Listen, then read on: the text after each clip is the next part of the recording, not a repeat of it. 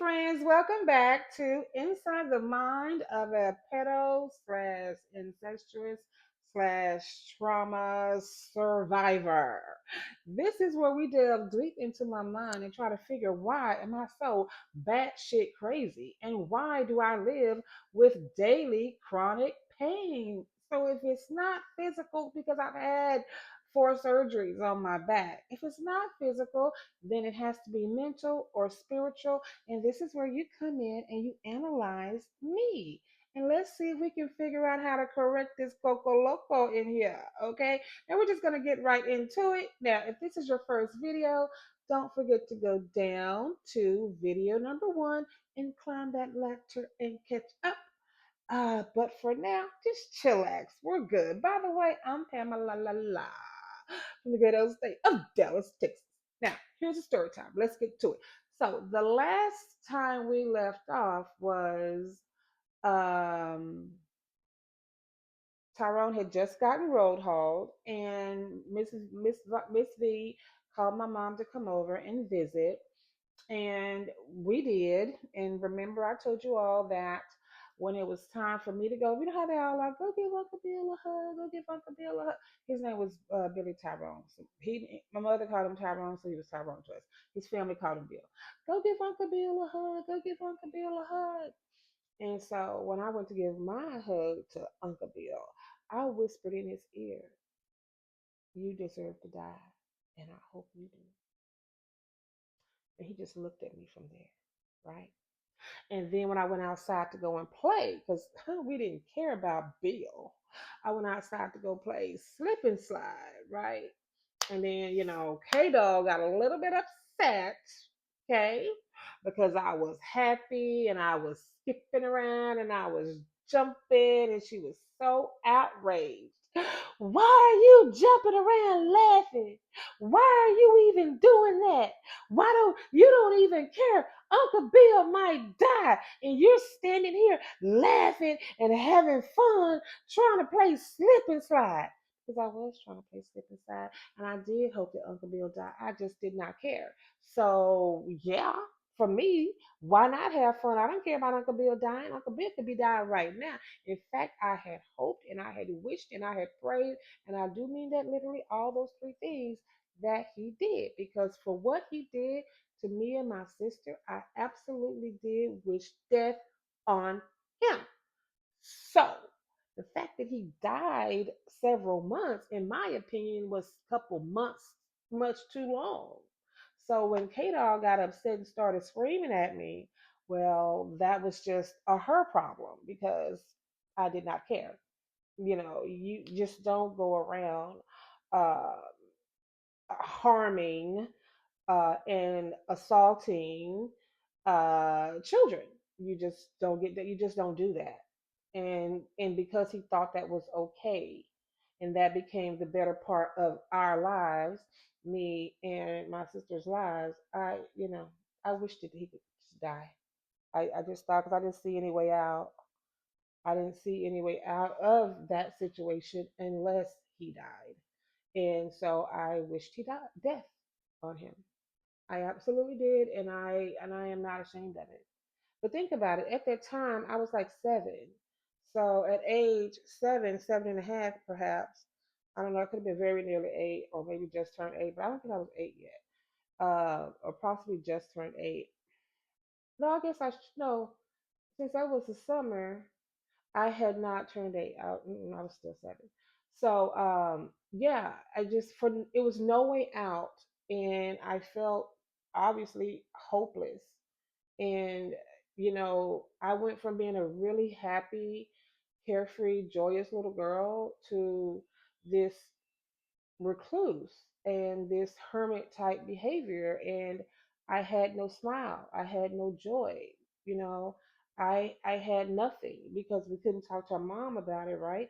Because he had threatened us, and with a spanking, a whipping, and always saying, if you tell your mom, you're gonna get a whipping, don't you? If you tell your mom, you're gonna get a whooping, don't you? And my mother would beat us with an extension cord, or she had a heavy belt.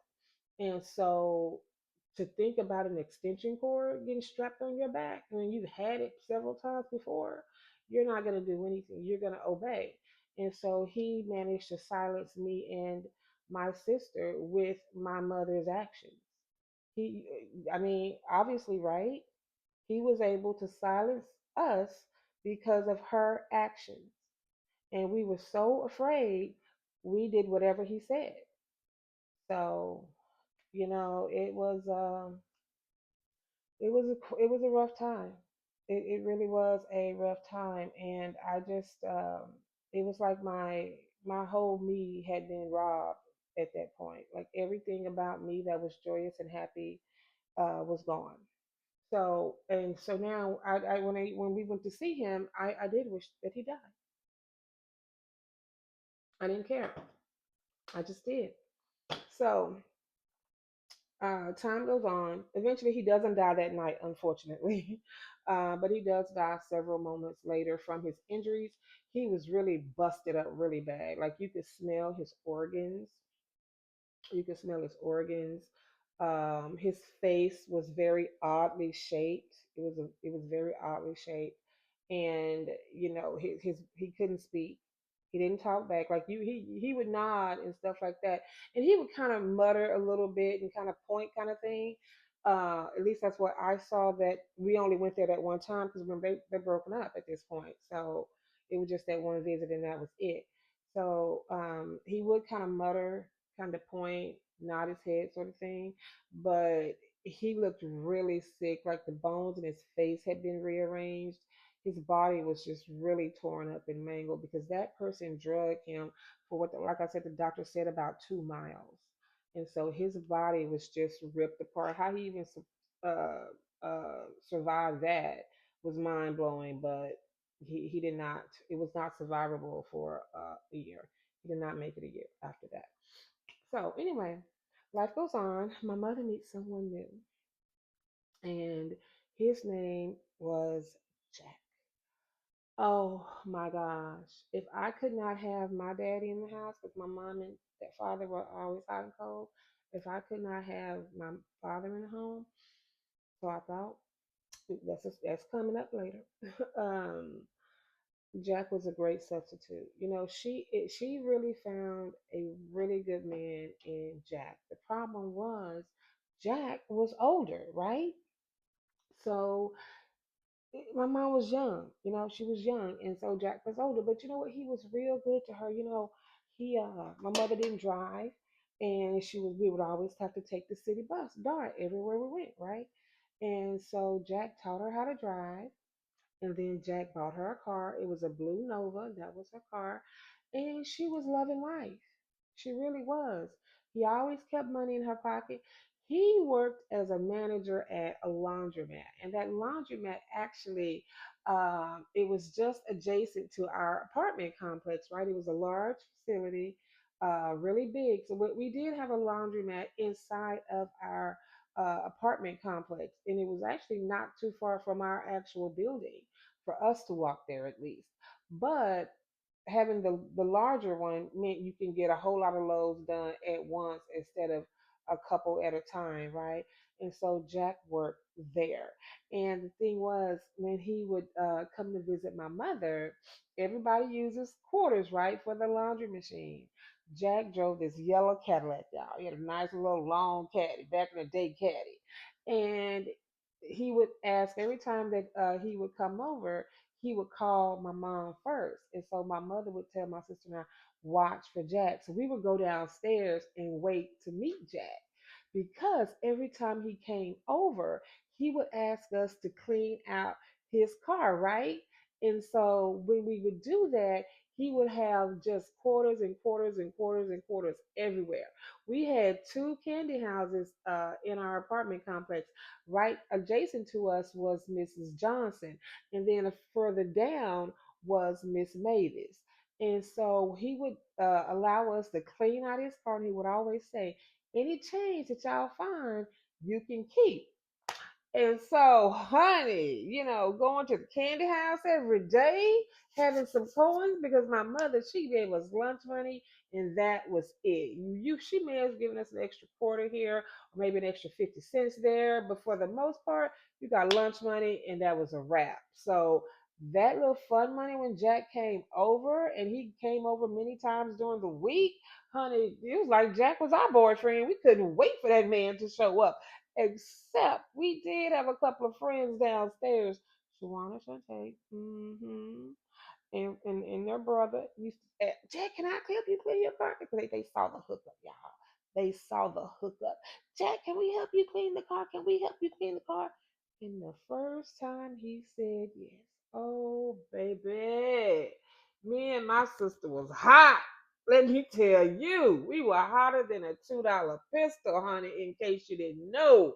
You mean you just gonna maneuver yourself on up in the game?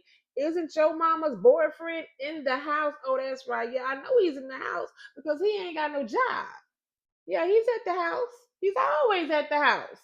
So, I mean, exit stage left. But I digress. He did that one time. He never did that again because me and my sister, we had words with that. Mm-mm. And then from then on, only us were allowed to clean Jack's car. Okay. Now I say that little story just as a little tidbit. We really did get attached to him. We really, really did. Because Jack was just like a little rescuer. Like, of course, something that my mom would do, and I don't know if maybe any of you have seen this in maybe in your family's dynamic. If you have seen it in your family's dynamic, let me know down below because I'm curious to know, was it just my observation or do other women do this? So whenever my mother would have a man around, y'all, she would change. She would utterly change. She would be someone completely different. She was softer. hmm She was a lot milder. Okay. She wasn't as quick to anger. My mother was quick to anger, extremely quick. I get that from her. I'm quick too.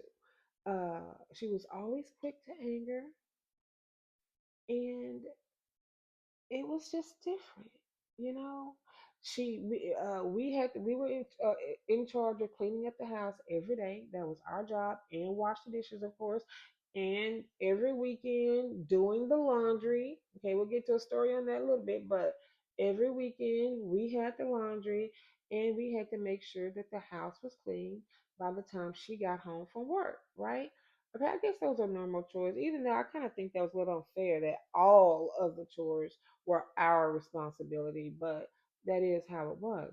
But when Jack was around, she would help out, right? She would help out washing the dishes. She would help out to vacuum the floor. She would help out making sure that the laundry was folded and put away. She was at home doing motherly uh, duties. I was gonna say slash wife, but they weren't. They were far from that stage yet. The boyfriends, clearly, boyfriend and girlfriend. I'm sorry, clearly. But she would take part in those things. She would help us with those things, right? And then when he wasn't around, it was right back to status quo. And I mean tomorrow. He comes over at say 4:30 in the afternoon, stays until 9:30, 10 o'clock. Maybe he'll spend the night, go home, doesn't come the very next day, and and there she was, right back to her normal self.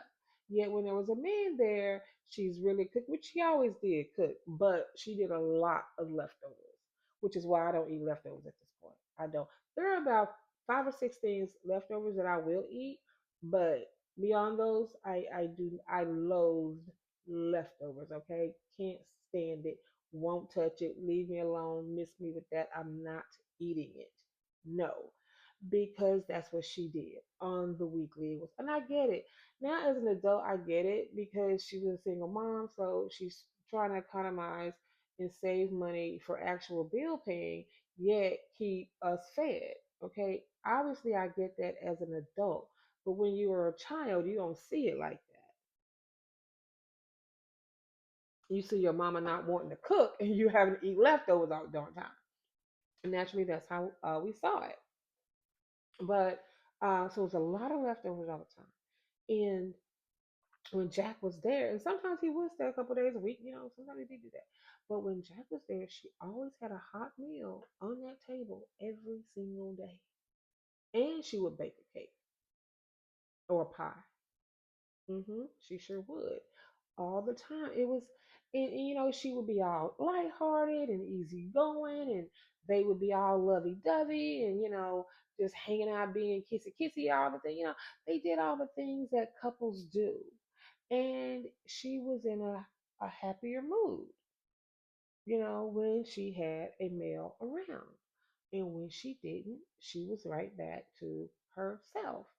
So it really left us feeling confused. Like, why can't you be this way all the time? Like, this is, if you can be this way when there's him, why can't we have this better side of you every day, all day? But we did not have that. Not to say that we did not get in trouble, we did not get whippings, because we did. But Jack didn't like it, and Jack would always try to talk her out of it. Sometimes it worked, sometimes it worked. He successfully saved us, and sometimes it did not. And then it seemed like when she would whip us, it was like she was proving a point. Like she is making sure that he knows that we know that her word is the final law, and she's laying it down as such. So, like I said, to get a beating with an extension cord, that fire on your back, let me tell you, that by today's standards, they would have hauled her away someplace, and we'd be in foster care. But obviously, it was not like that back then, and everybody minded their own business. So those things happened quite frequently, but it was not anything that we could do about it, right? Nothing that we could do about it. So it just went on for us like that. Um, and then, as always, all good things come to an end. Um, their relationship broke down. She was tired of being with this old man.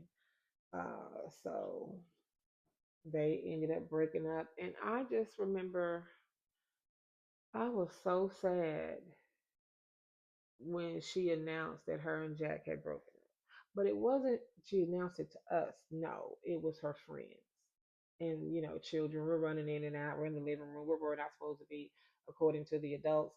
And so we overhear the conversation that he is gone. So that's a wrap. And it was very devastating because,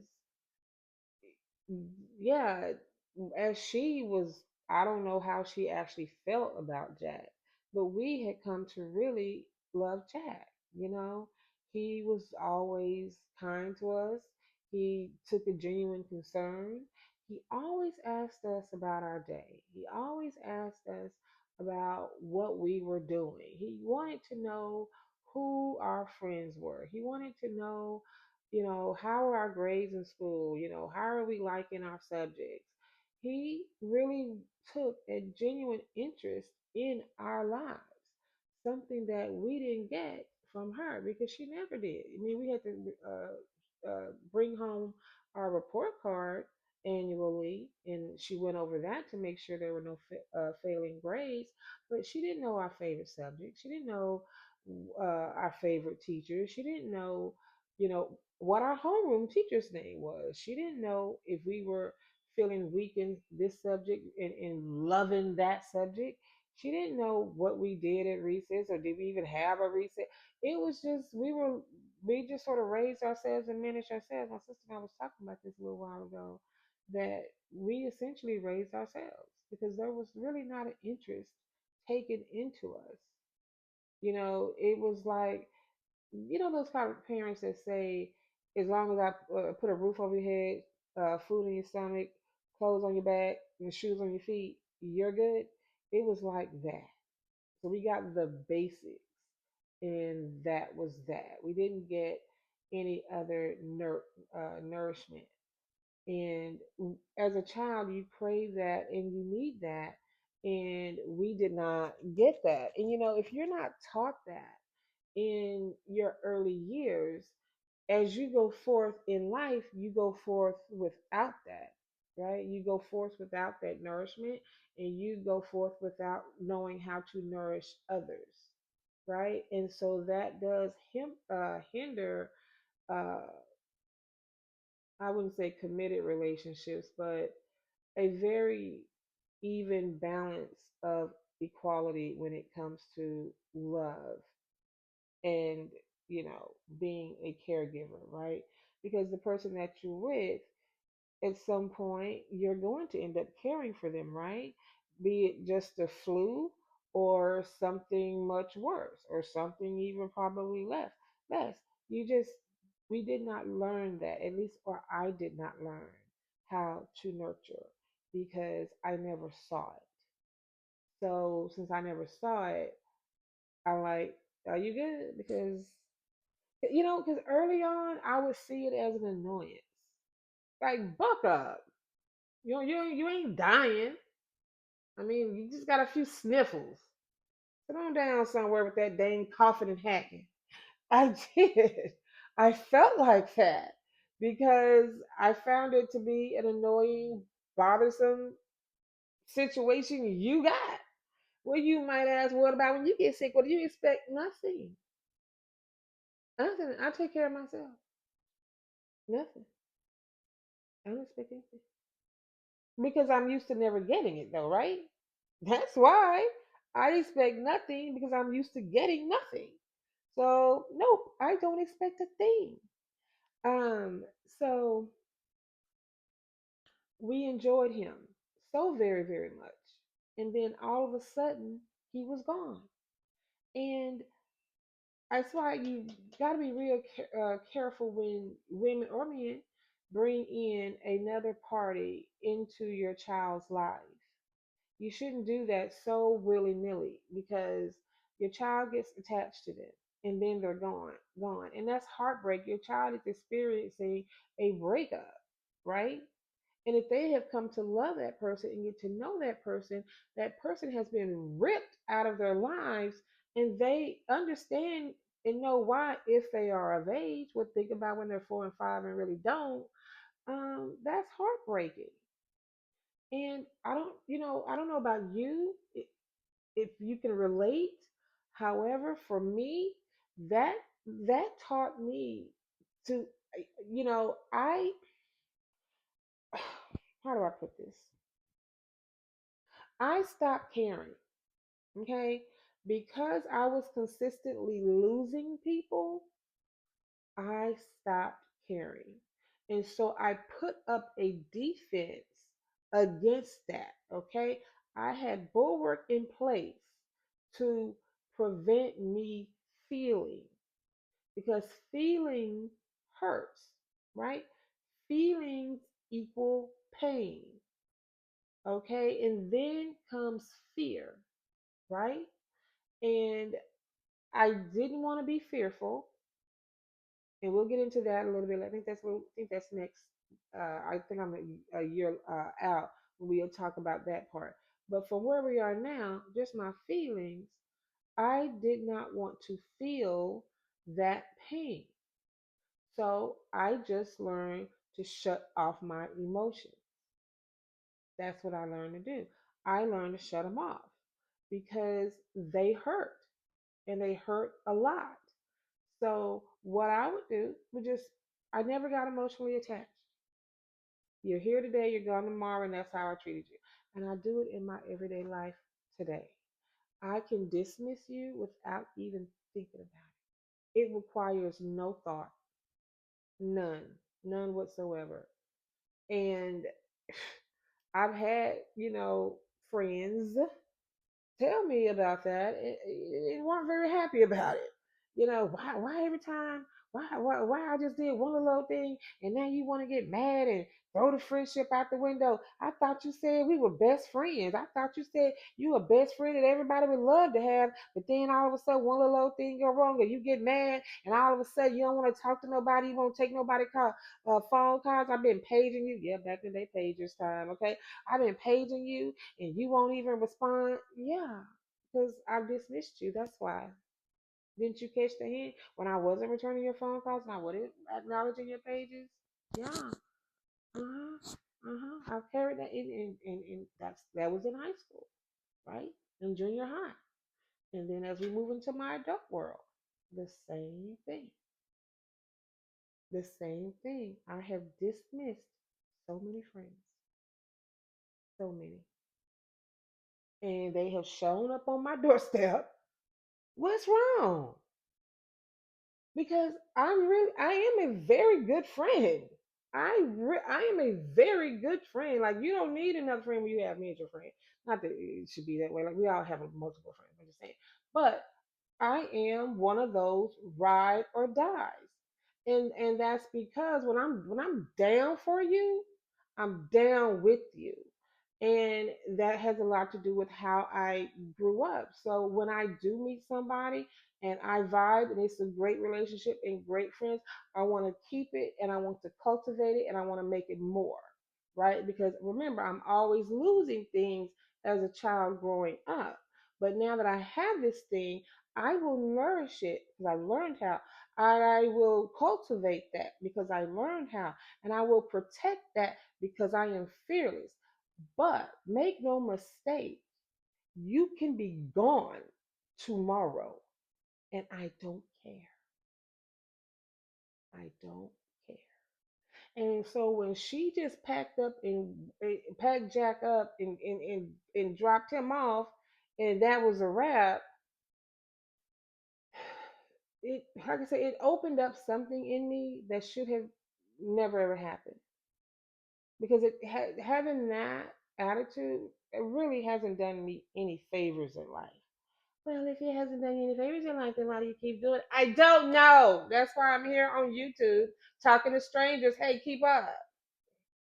So, um, but yeah. Oh, 27 minutes. Okay, y'all. The episode's coming back again. You're gonna probably see me in the same little outfit because I just generally sit down, film for a couple, 2, 3 hours, whatever I'm gonna do. So I'll have enough to load for the week, and then I can move and do other little things. Cause you busy girl. So I will see y'all in the next video. Don't forget to subscribe. Okay, help the girl reach. Like seriously, do you think this message is not important? Because if you think this message is not important, there is something wrong with you. There's something wrong with you. And you should be sharing it, by the way. You don't know any friends that need to hear this? Mm-hmm. You don't think so? You know what? You may think that you don't. You may think I don't know anybody that's going through that. Let me tell you something, honey. Yes, you do. Yes, you do. But you know what? You don't know that you do because we are good at keeping that secret is silence. We've been keeping it secret and we have been silent our whole lives. And maybe you don't appear to be the kind of person that your friend can talk to about that. So what's going on with you? I'm just trying to say, I mean, just don't, just saying. Just saying. All right, my Desperados. I will see y'all in the next video. Bye bye.